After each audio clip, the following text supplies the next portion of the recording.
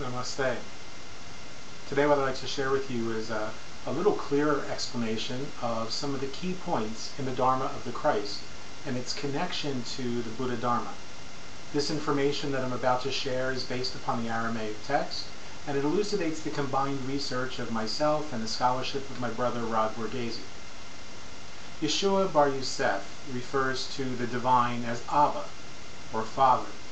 Now, Rav Yeshua refers to the divine as Abba, I believe, for a reason that we may often overlook. We read in the text attributed to Matthew, in the original Aramaic, that the Rabbi instructed his disciples to pray Avun Dabashmaya, which translates as Our Father in Heaven, or more accurately, O Birther of the Cosmos.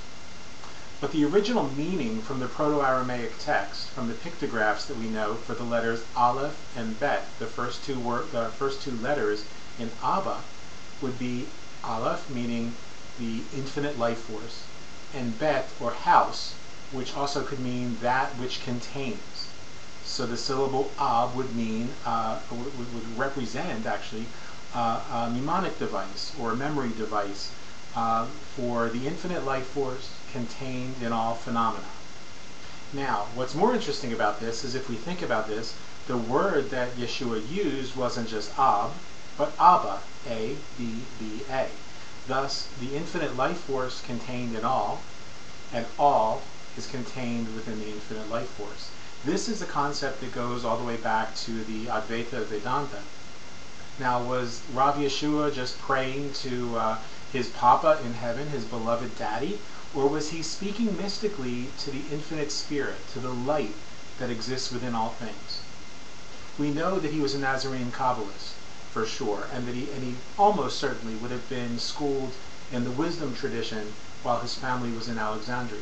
So it seems to me a little more likely that he was teaching something on a deeper, more mystical level than simply to be calling the divine Daddy.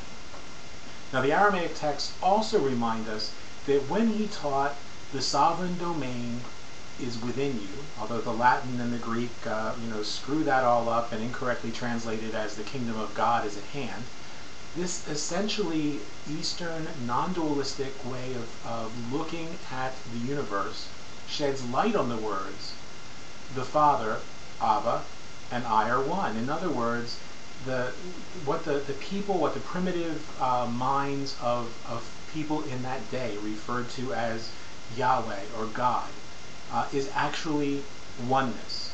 This concept that they anthropomorphized into this sort of hateful, childish, temperamental being is actually oneness. That there is nothing other than this oneness, or emptiness if we choose to look at it that way. That the infinite source, whether we call it Shunyata or we call it creative intelligence or Ek Onkar, this infinite source exists within all things and as all things. And so Rav Yeshua explains in the Gospel of Mar Thoma, the kingdom of Abba, the kingdom of this infinite light contained in all things, is spread across the earth and people do not see it. Therefore, the mystery school teaches that there is no way other than the way of Rav Yeshua. Now, fundamentalists call this there's no way to salvation or liberation but through Jesus. But that's not negating other paths, the way that the fundamentalists interpret it. But rather, it's pointing out that every true path is a path that recognizes the essential unity of all phenomena. And that there's nothing to grasp, there's nothing to attain, that when we turn an inward eye, when we become still, when we become quiet, we discover the sovereign domain of our true nature, that inherent nature of pure awareness and the nature of all phenomena. Telling us that Abba is love, or God is love, and one who abides in love abides in God and God in them, the Aramaic text is actually telling us that we are being instructed by Rav Yeshua as to the very nature of the supreme reality. So once again, Jesus is telling us that what the ancients and the primitive minds of the past called God and anthropomorphized into this guy was really inaccurate. That what they call God is actually love. The supreme reality, Ek Onkar, is love, pure love, true love, if you will. Buddha Shakyamuni would teach some 500 years earlier than this that love is the eternal principle in the Dhammapada, chapter 5. Thus telling us that since all phenomena are impermanent, love is not only permanent, but it's not part of the phenomenal world. It's not part of the phenomenon. It's not phenomenal, but noumenal. It is the ultimate noumenal reality.